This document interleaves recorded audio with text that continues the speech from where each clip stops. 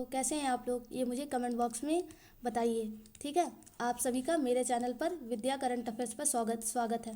ठीक है, तो आप लोगों को अगर जो भी बच्चे नए हैं वो मेरे चैनल को सब्सक्राइब कर लीजिए पहले, क्योंकि इस चैनल में आप लोगों को यूपीएससी प्रीलिम्स इनिशिएटिव को लेकर, ठीक है, प्रीलिम्स इनिशिएटिव 2026 को लेकर पूरी हर एक सब्जेक्ट से रिलेटेड थीम वाइज आप लोगों को हर एक सब्जेक्ट कवर करवाए जाएंगे। साथ में उसके पीवाईक्यू सॉल्व करवाए जाएंगे और आप लोगों का इस इनिशिएटिव के तहत मेरा इतनी जिम्मेदारी है कि आप लोगों को एग्ज़ाम हॉल में सारे क्वेश्चन अटेम्प्ट करने के लिए आप लोगों की क्षमताओं को विकसित करना और आप लोगों की मेमोरी को बूस्ट करना और आप लोगों का हर एक कंटेंट से रिलेटेड कन्फ्यूज़न को दूर करना।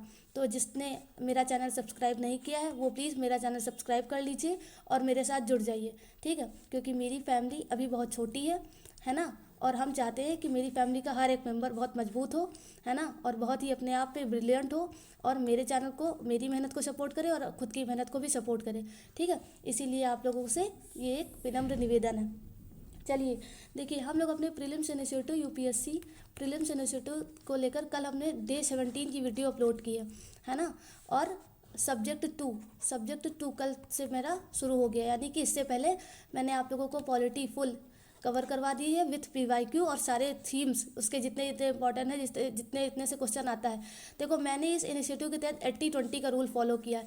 मैं उस 80% सब्जेक्ट पर बहुत बिलीव करती हूँ और बहुत ही ज़्यादा विश्वास करती हूँ जिससे हर साल क्वेश्चन आता है। मैं उस 20% पर बिलीव नहीं करती जिससे 5 या 4 साल में एक क्वेश्चन पूछ लिया जाता है, उसके बाद वो रिपीट नहीं होते। ठीक है, तो मैं उसी 80% सब्जेक्ट को लेकर कवर करके चल रही हूँ और आप लोगों से भी यही रिक्वेस्ट है कि 80% पे बहुत ज़्यादा फोकस करिए, यही आप लोगों का प्रीलिम्स क्रैक करवाने में मदद करेगा। ठीक है, तो उस 80% सिलेबस को देखते हुए मैंने पॉलिटी के हर एक इम्पॉर्टेंट थीम को और उससे रिलेटेड पीवाईक्यू को कवर करवा दिया है। ठीक है, और कल से मैंने सब्जेक्ट 2 यानी कि मॉडर्न हिस्ट्री को उठा लिया है। ठीक, अब मॉडर्न हिस्ट्री में हम लोग अभी पहला ही चैप्टर पढ़ रहे हैं। ठीक है, यानी कि यूरोपियों का आगमन। ठीक है, यूरोपीय शक्तियों का भारत में आगमन, ये भी हम लोग कवर कर रहे हैं, जिसमें शायद कल हम लोग फ्रांस तक पहुंच गए थे, यानी कि अंग्रेज और फ्रांस का सामना होने वाला था। ठीक है, तो इससे पहले आप लोगों का एक बार रिवीजन करवा देते हैं छोटा सा शॉर्ट में, फिर हम लोग आज अपने सिलेबस को, अपने कंटेंट को शुरू करेंगे। ठीक है, तो आप A4 साइज़ का पेपर और पेन लेकर मेरे साथ बैठ जाओ और इम्पॉर्टेंट पॉइंट को फिर से, अगर कल नोट नहीं किया है तो मैं फिर से रिवीजन करवा दूंगी, आप लोग आज नोट कर लीजिएगा। ठीक है, देखो, पहले हमने भारत में यूरोपीय शक्तियों के आगमन में पुर्तगालियों का सबसे पहले बताया था कि पुर्तगाली शक्तियाँ भारत में सबसे पहले आती हैं, है ना, और सबसे बाद में जाती हैं। सबसे बाद में बोले तो 1961 में सबसे बाद में जाती हैं, क्योंकि 1947 में तो भारत आज़ाद हो गया था, है ना, तो यानी कि ये भारत की आज़ादी के बाद भी सबसे लास्ट में 1961 में भारत को स्वतंत्र छोड़ती हैं। ठीक है, तो और सबसे पहले कब आती है? सबसे पहले देखो, पुर्तगाली शक्तियों में देखें तो सबसे पहले बार्टोलोम्यू, है ना, बार्टोलोम्यू डायस आया था कब? 1987 में, है ना, 1987 में आया था। और ये अफ्रीका है ना, ये अफ्रीका है, सॉरी ऐसे बनाओ थोड़ा, ये अफ्रीका, ये थोड़ा सेंट्रल एशिया का पार्ट, है ना, और ये भारत हमारा। तो ठीक है, यहाँ पर केप ऑफ गुड होप है ना, ये अफ्रीका का पार्ट है और यहाँ पे केप ऑफ गुड होप है। तो पुर्तगाली में जब बार्टोलोमो डियास यहाँ से आया, ये यूरोप का हिस्सा हो जाता है ना। और यहाँ पर कौन सी बे है, आप लोग कमेंट बॉक्स में मुझे बता सकते हैं कि अफ्रीका को यूरोप से जोड़ती है, ये कौन सी बे है। ठीक है, तो यहाँ से जब बार्टोलोमो डियास चला भारत की खोज में 1987 में, नहीं 1487 में, सॉरी 1487 में, है ना, जब 1487 में वो चला तो उसने ये अफ्रीका, एक तो ये मैजिकल पेन बिगड़ जाता है, रुको मैं ये पेन ले लेती हूँ। हाँ, अब देखो, जब देखो जैसे ये अफ्रीका है ना, ये अफ्रीका है और ये थोड़ा एशिया वाला पार्ट है। ठीक है, और ये भारत है। अब यहाँ पर ये अफ्रीका का पार्ट है ना, तो ये अफ्रीका के पार्ट में यहाँ पे केप ऑफ गुड होप पड़ जाता है और यहाँ पे यूरोप का हिस्सा है, ये है बे। ठीक है, तो यहाँ से जब बार्टोलोमो डियास 1487 में चलता है तो वो भारत की खोज में, तो यहाँ से आकर लौट जाता है, क्योंकि उसको यहाँ के आगे का रास्ता नहीं पता चलता है ना, और वो यहाँ से आगे नहीं बढ़ पाता है। उसके बाद 1498 में आता है वास्को डिगामा। ठीक है, 1498 finally Vasco da Gama Cape of Good Hope खाकर, ठीक है, केप ऑफ गुड होप पहले आता है। उसके बाद वो यहाँ पर इटली के पास पहुँचता है ना, सऊदी अरेबिया इस सब के पास पहुंचता है। उसके बाद वो भारत में कालीकट के कोचीन पे पहुंच जाता है ना, और वो भारत की खोज करने वाला पहला, भारत की नहीं, भारत के लिए समुद्री मार्ग की खोज करने वाला पहला व्यक्ति बन जाता है वास्को डी गामा। और इसी के साथ भारत में यूरोपीय शक्तियों का आगमन शुरू हो जाता है ना, और चीज़ें अब भारत के हक से थोड़ी समय के लिए दूर हटने लगती हैं। तो अब जब वास्को डी गामा आता है तो यहाँ पर उसको बहुत ज़्यादा फ़ायदा देता है। वो 2 साल यहाँ पर रुकता है भारत में, उसके बाद वो फिर से यूरोप जाता है और कहता है कि भारत तो बहुत धनी देश है ना। तो वो धीरे धीरे अब भारत में फैक्ट्रियाँ स्थापित करने की कोशिश करता है, ठीक है। तो इसी के संबंध में सबसे पहला पुर्तगालियों की साम्राज्य की स्थापना अगर हम लोग देखें तो मैंने आप लोगों को कल बताया था कि पेड्रो अल्वारेस कैब्राल ने 1500 में क्या किया था भारत में। पेड्रो अल्वारेस कैब्राल ने 1500 में कालीकट में कारखाना स्थापित किया, ठीक है। उसके बाद क्या हुआ था, उसके बाद फ्रांसिस्को डी अल्मेडा आता है। फ्रांसिस्को डी अल्मेडा मैंने आप लोगों को 1505 में बताया था कि 1505 से 1509 का टाइम पीरियड उसका आने का है भारत में, है ना। और वो क्या करता है, भारत में पहला पुर्तगाली वायसराय वो भारत में था फ्रांसिस्को डी अल्मेडा। और उसी ने सबसे इम्पॉर्टेंट मैंने आप लोगों को बताया था कि उसी ने ब्लू वाटर पॉलिसी की स्थापना की थी भारत में, ठीक है।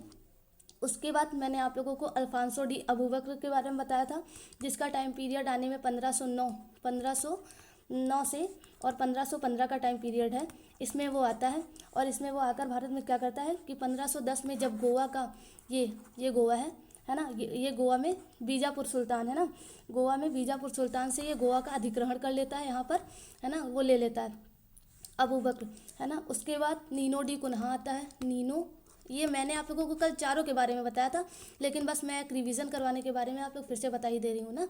तो नीनो डी कुन्हा आया था, ठीक है। और उसने 1500 वो कब आया था, 1529 से 1537 का टाइम पीरियड उसका आने का था। और उसने क्या किया था भारत में, उसने अपना हेडक्वार्टर जो पहले अबूबकर ने गोवा को अधिग्रहण करके बनाया था यहाँ पर, है ना, तो उसने अपना हेडक्वार्टर गोवा से ट्रांसफ़र करके कहाँ बना लिया था, कोचीन में, केरल की कोचीन में स्थापित कर लिया था, ठीक है। तो नीनो डी और उसके बाद उसने गुजरात में बहादुर शाह, ये गुजरात का ऐसे, तो ये गुजरात का है ना, ये गुजरात का मैप है।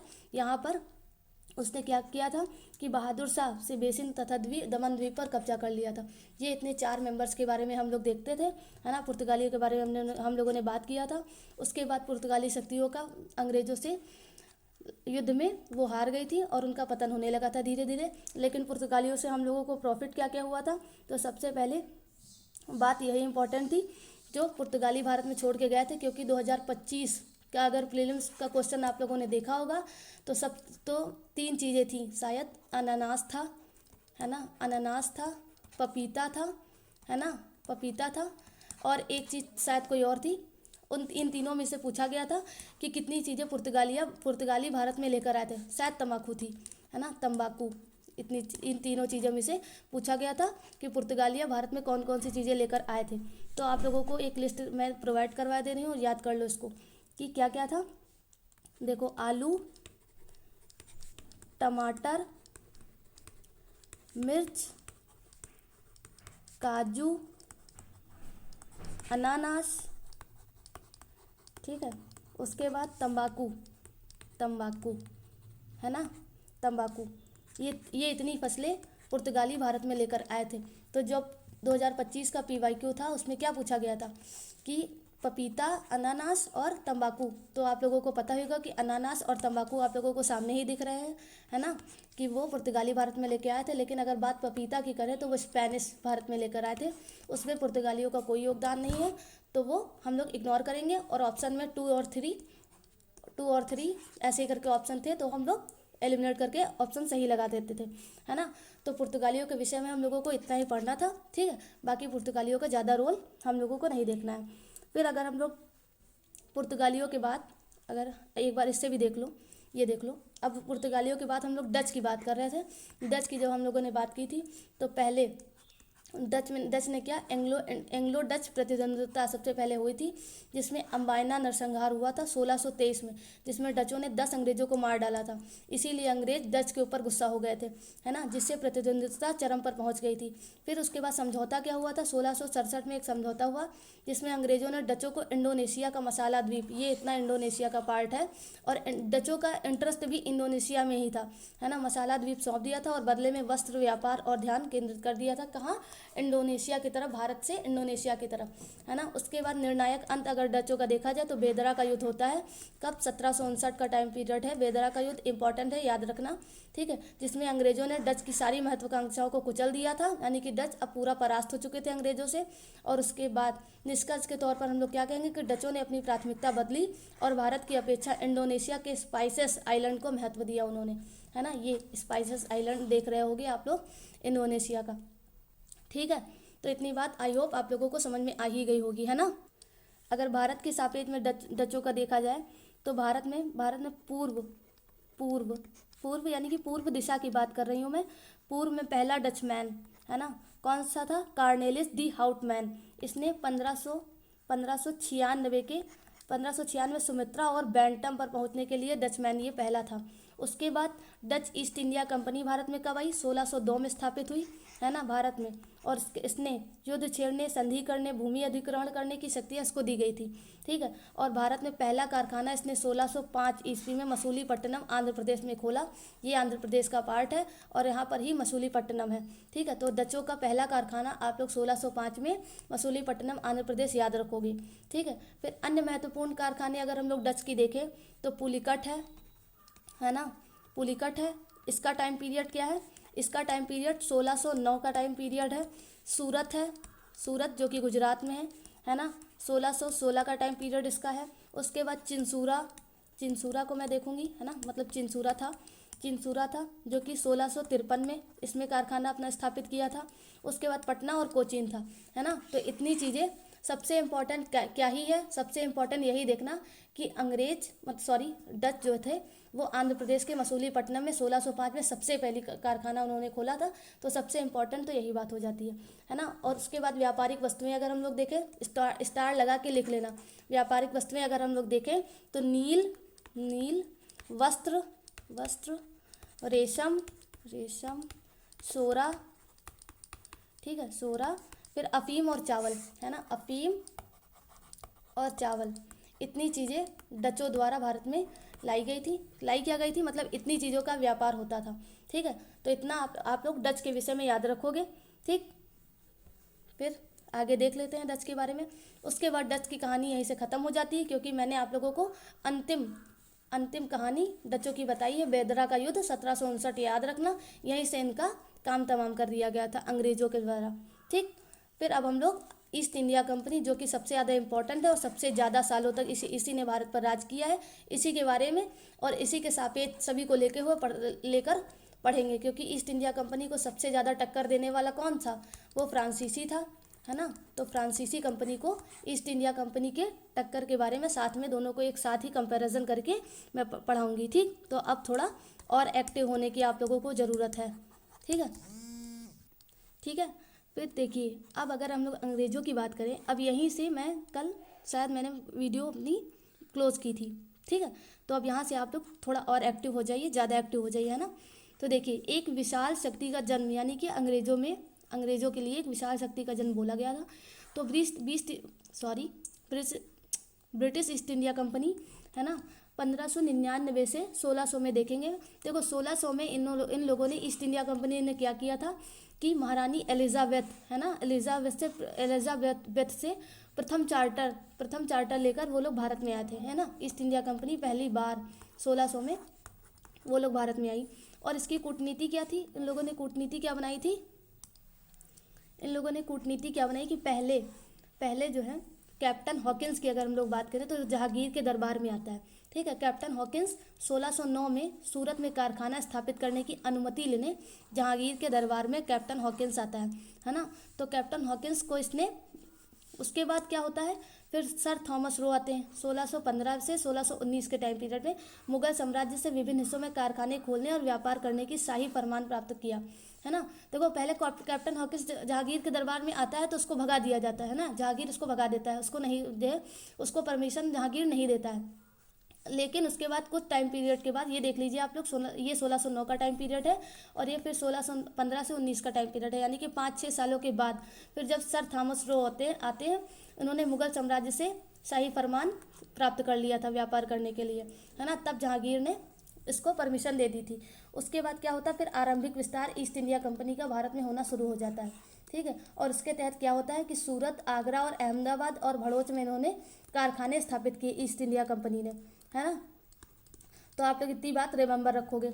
उसके बाद पुर्तगालियों से संघर्ष इनका होता है 1612 में, जिसमें कैप्टन थॉमस रो वेस्ट ने सूरत के पास पुर्तगालियों को हराया, जिससे उनका नौसैनिक एकाधिकार टूट गया, है ना।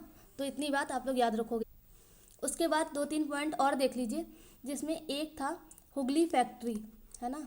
आप लोग याद रखोगे हुगली फैक्ट्री 1651 का टाइम पीरियड है, जिसमें शाह सूजा जो कि बंगाल का गवर्नर था उस टाइम, है ना। 1651 का टाइम पीरियड है, 1651 का टाइम पीरियड है, जिसमें शाह सूजा जो कि बंगाल के गवर्नर से व्यापार का अधिकार प्राप्त किया अंग्रेजों ने। उसके बाद जॉब चार्नाक आता है 1690 का टाइम पीरियड, है ना। उसने क्या करता है कि कलकत्ता, सुल्तानुती और गोविंदपुर और कालीकाता में अपनी कंपनियों, है ना, अपनी कंपनियों और अपनी सारी चीज़ों की स्थापना करता है। उन सारी चीज़ों में क्या था। उसके बाद फिर 1700 ईस्वी का टाइम पीरियड आता है, इसमें फोर्ट विलियम की स्थापना होती है, फोर्ट विलियम, ठीक है। उसके बाद फर्रुखसियर के फरमान से क्या होता है, फर्रुखसियर का फरमान आता है, फर्रुखसियर के फरमान आता है 1715 का टाइम पीरियड है, जिसमें बंगाल में सीमा शुल्क मुक्त व्यापार, ठीक है, बंगाल में सीमा शुल्क मुक्त व्यापार 3000 वार्षिक भुगतान से छोड़कर, फिर ठीक है। फिर माल के लिए कंपनी द्वारा जारी दस्तक इस फर्रुखसियर के फरमान में था। 1715 का जो टाइम पीरियड था उसमें 4-5 पॉइंट थी। पहला 3000 वार्षिक वेतन से आप लोगों को यहाँ पर व्यापार करने दिया जाएगा। फिर सूरत, गुजरात और हैदराबाद में व्यापार की छूट दी गई थी, और मुगल साम्राज्य में कंपनी के सिक्कों का प्रचलन कर दिया गया था, और माल के लिए कंपनी द्वारा जारी दस्तक पास कर दिए गए। इतनी 4 फर्रुखसियर के फरमान से 1715 के टाइम पीरियड में की गई, जो मैं अभी आगे स्लाइड में है शायद, ठीक है। अब देखो, पहले हम लोग ये भी देख लेते हैं कि बंगाल में मैग्ना कार्टा, यानी कि बंगाल में पकड़ और मैग्ना कार्टा क्या हुआ था कि प्रमुख बस्तियाँ बंगाल की, मतलब बंगाल की बात हो रही है तो पश्चिम बंगाल की बात हो रही है ना। तो 1651 आप लोग याद रखोगे, जो कि मैं पहले बता चुकी हूँ। हुगली फैक्ट्री शाह सूजा से अनुमति इन्होंने ली। उसके बाद 1690 में जॉब चार्नाक द्वारा सुल्तानुती, गोविंदपुर और कलिकाता की किलेबंदी की गई, जो बाद में कलकत्ता के नाम से जाना जाता है, ठीक है। फिर 1700 में फोर्ट विलियम की स्थापना की गई अंग्रेजों के द्वारा, इतनी बात याद रखोगे।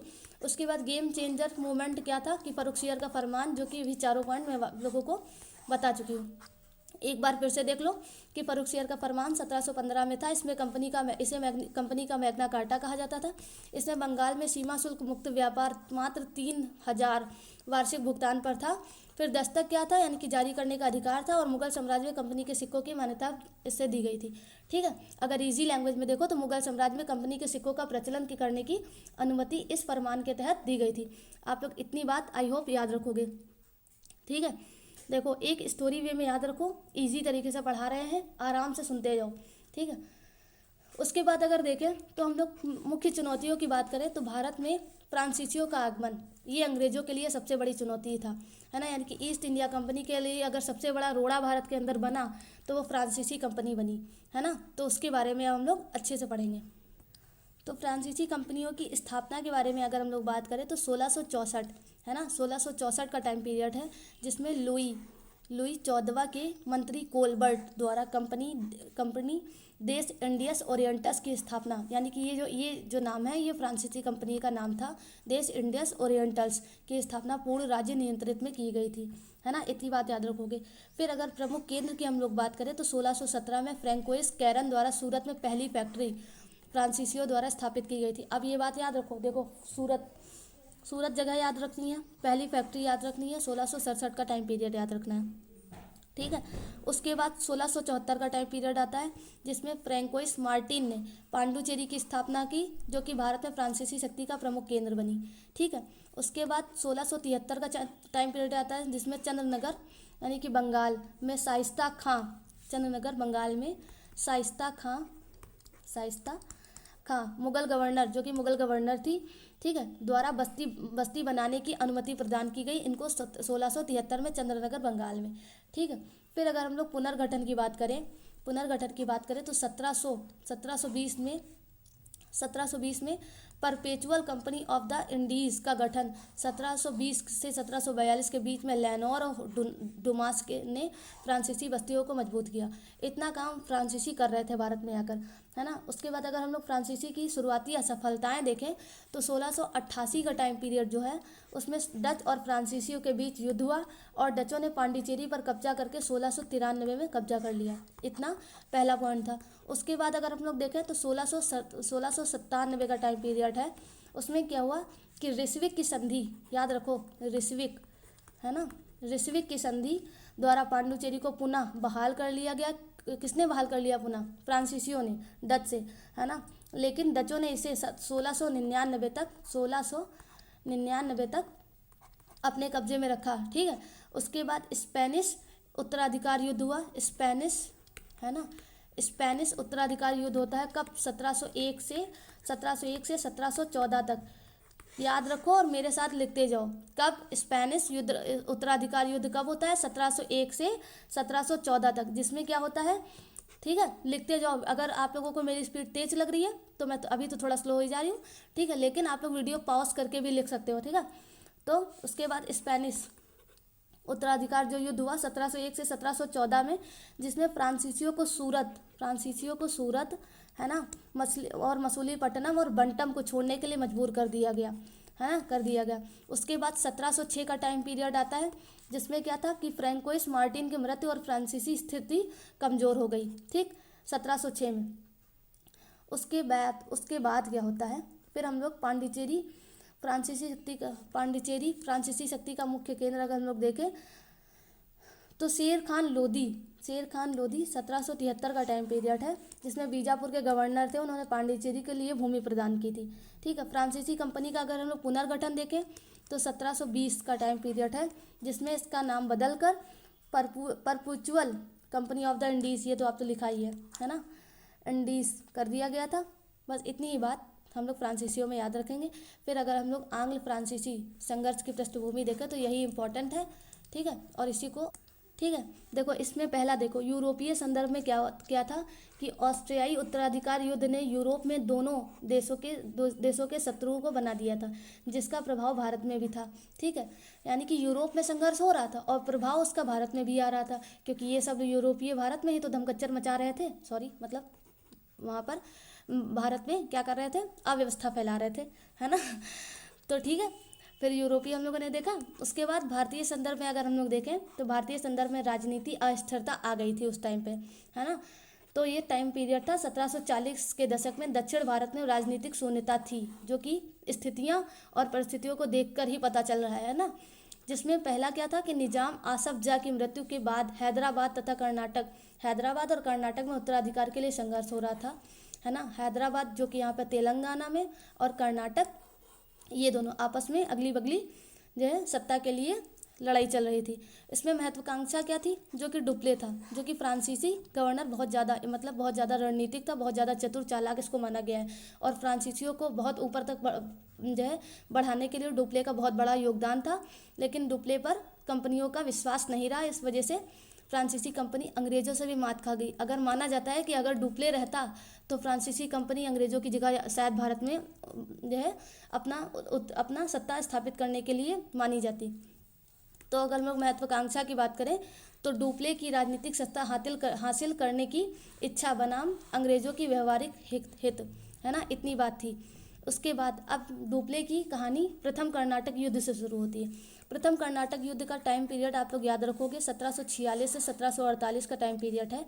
इसका कारण क्या था कि इसमें यूरोप में ऑस्ट्रियाई उत्तराधिकार का युद्ध का विस्तार चल रहा था। यानी कि यूरोप में ऑस्ट्रियाई का उत्तराधिकार के लिए वहाँ पर अव्यवस्थाएं चल रही थी। इसकी प्रमुख घटना अगर हम लोग देखें तो सेंट थॉम की लड़ाई मानी जाती है, जिसमें क्या हुआ था कि फ्रांसीसी सेना, जिसमें कैप्टन पैराडाइज ने कर्नाटक के नवाब अनवर उद्दीन की विशाल सेना को हराया था। बात याद रखो, बहुत इंपॉर्टेंट है। उसके बाद अगर हम लोग महत्व की बात करें तो इसने सिद्ध किया कि एक छोटी अनुशासित यूरोपीय सेना एक बड़ी भारतीय सेना को हरा सकती है, ठीक है। प्रथम कर्नाटक युद्ध में क्या हुआ? कारण इसका ऑस्ट्रियाई उत्तराधिकार था। प्रमुख घटना सेंट थॉमस की लड़ाई होती है ना, और जिसमें 2 पॉइंट थे। फ्रांसीसी सेना में कैप्टन पैराडाइज ने कर्नाटक के नवाब अनवर उद्दीन की विशाल सेना को हराया था। और दूसरा पॉइंट क्या था कि इसने सिद्ध किया था कि एक छोटी अनुशासित यूरोपीय सेना एक बड़ी भारतीय सेना को हरा सकती है ना। तो ये इतनी 2 पॉइंट की प्रमुख घटनाओं में शामिल कर लिए जाते हैं। परिणाम क्या हुआ इस प्रथम कर्नाटक युद्ध की लड़ाई का कि एक्स ला सापेल की संधि हुई कब 1748 में, जिसके तहत क्या हुआ कि मद्रास अंग्रेजों को वापस मिला और उत्तरी अमेरिका में लुइसबर्ग फ्रांसीसियों को मिला। देखो 2 जगह काम चल रहा है, एक इधर ऐसे बना देते हैं, ऐसे ही तो है उत्तरी अमेरिका, है ना। तो ये उत्तरी अमेरिका हो गया, है ना। फिर ये उत्तरी अमेरिका, इतना याद रखो। ये साउथ अमेरिका मुझसे अच्छा से नहीं बन रहा है ना। तो उत्तरी अमेरिका में भी क्या हो रहा था, उत्तरी अमेरिका में लुइसबर्ग फ्रांसीसियों को मिला था, इतना उत्तरी अमेरिका में भी काम चल रहा था, है ना। एक्स ला सापेल की संधि के तहत 1748 में बात याद रखोगे।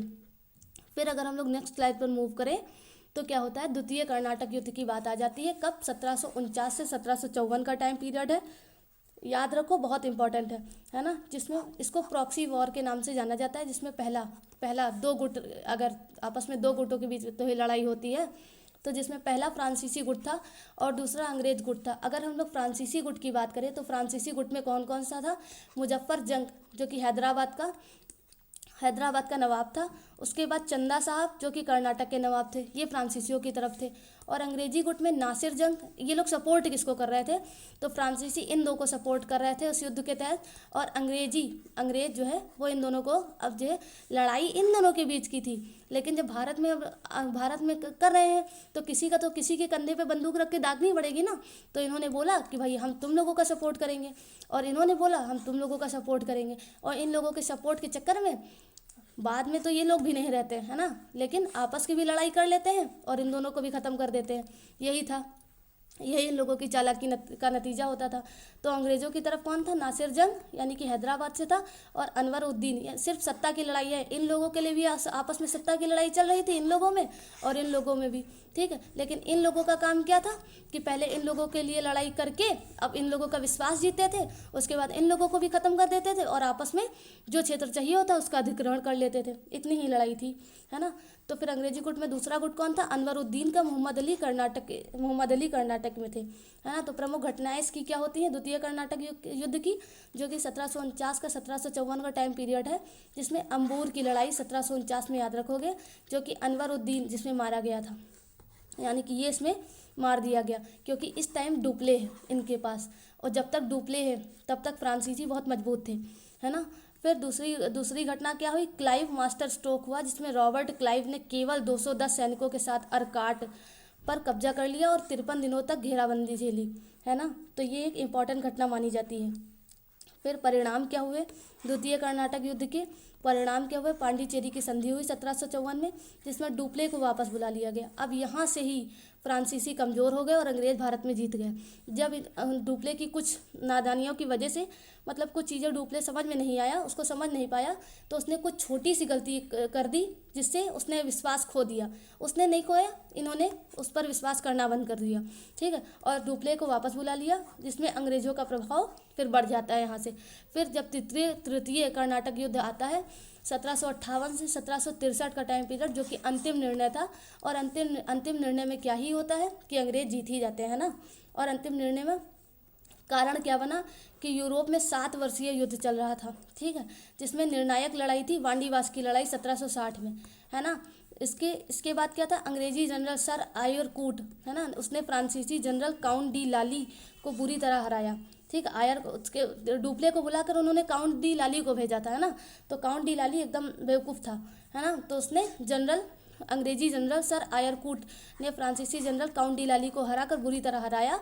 और उसके बाद परिणाम क्या हुआ कि पेरिस की संधि हुई 1763 में, जिसके तहत 2 चीज़ें कही गई, फ्रांसीसी कारखाने वापस किए गए, लेकिन किलेबंदी की अनुमति नहीं दी गई थी। और दूसरा क्या था कि फ्रांसीसी भारत में केवल व्यापारी बनकर रहेंगे और उनका राजनीतिक महत्वाकांक्षा समाप्त कर दी जाएगी।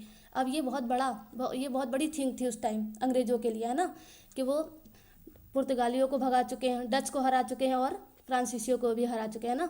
तो फ्रांसीसियों की लड़ाई इनके साथ सबसे ज़्यादा कठिन थी और सबसे ज़्यादा समय वाली थी। उसके बाद तो ये भारत पर अपना अधिकार स्थापित करने में पास हो ही जाते हैं धीरे धीरे अपनी चालाकी करते करते, है ना।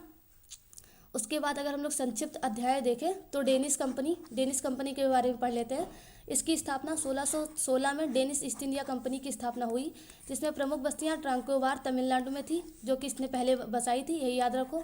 उसके बाद श्रीरामपुर बंगाल में है, इसका मुख्यालय बना। उसके बाद योगदान की अगर हम लोग बात करें तो डेनिश ने व्यापार से अधिक मिशनरी गतिविधियों के लिए जाने जाते हैं, है ना। और अंत में 1845 में उन्होंने अपनी सभी बस्तियां ब्रिटिश सरकार को भेज दी थी। इतनी बात डेनिश में याद रखो कि डेनिश इतना इंपॉर्टेंट नहीं है, सिर्फ 2 बस्तियां इनकी याद रखो, ठीक है।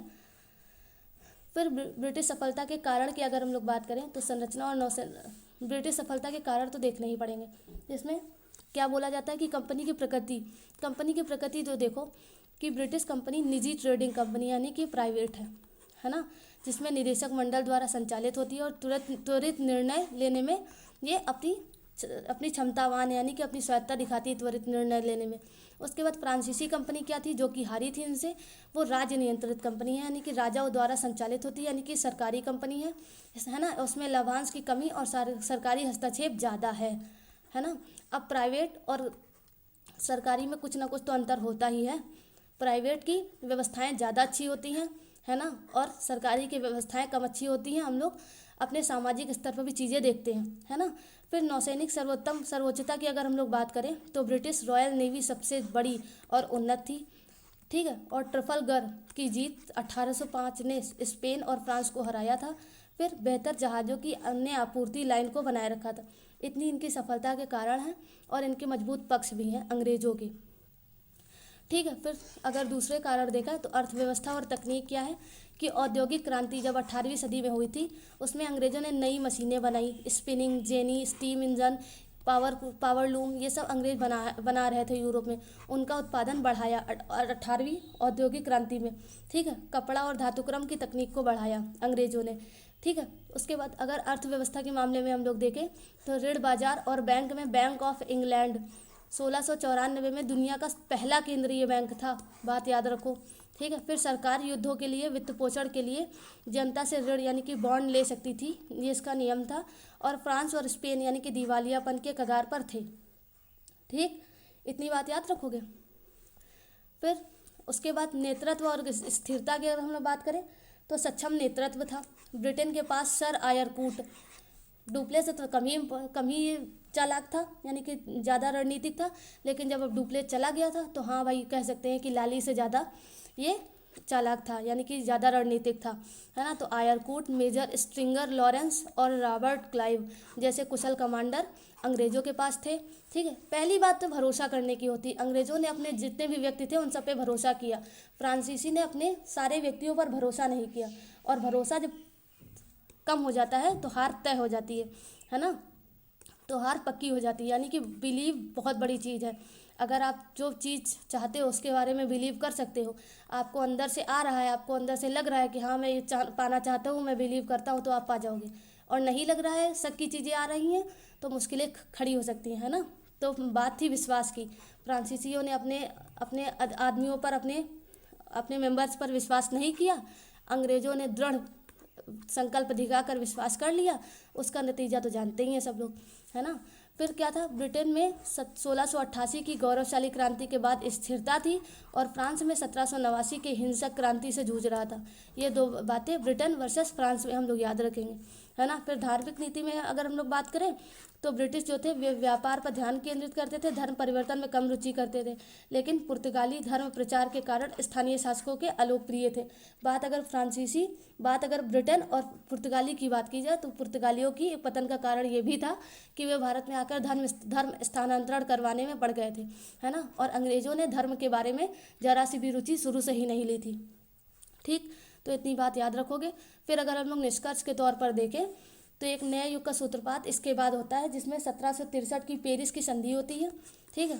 1763 में पेरिस की संधि होती है। उसके बाद ब्रिटिश ईस्ट इंडिया कंपनी ने अपने सभी यूरोपीय प्रतिद्वंदियों यानी कि पुर्तगाली, डच, फ्रांसीसी को बेअसर कर हरा दिया था, है ना, डेनिश को भी, लेकिन डेनिश ज़्यादा इतने मजबूत थे ही नहीं वो शुरू से भी, है ना। फिर भारत अब केवल मसालों और कपड़ों का स्रोत नहीं था, बल्कि ब्रिटिश साम्राज्य का कोहिनूर बनने की ओर अग्रसर था, ठीक है। उसके बाद इस जीत ने कंपनी को एक व्यापारिक इकाई से एक औपनिवेशिक शक्ति में बदल दिया था, ठीक है। तो इतनी ईस्ट इंडिया कंपनी की मजबूत और इनका बहुत ज़्यादा इम्पोर्टेंट रोल इतनी कहानी से हम लोग को पता चला, ठीक है। आई होप आप लोगों को यहाँ तक सारी चीज़ें समझ में आई होंगी, ठीक है। तो आप लोगों को जो भी समझ में नहीं आया है वो आप लोग कमेंट बॉक्स में मुझे बता भी सकते हो, ठीक है। मैं आप लोगों का पूरा प्रयास करूँगी आप लोगों का डाउट सॉल्व करने के लिए, ठीक है। वीडियो अच्छी लगी हो, चीज़ें समझ में आई हो तो मेरा चैनल सब्सक्राइब कर लीजिएगा और यूपीएससी प्रीलिम्स इनिशिएटिव में मेरे साथ जुड़ जाइए, ठीक है। तो आप लोगों का आज के लिए बहुत बहुत धन्यवाद। कल के लिए फिर नए टॉपिक से मैं जुड़ूंगी, ठीक। तो जय हिंद, bye bye, have a nice day, thank you.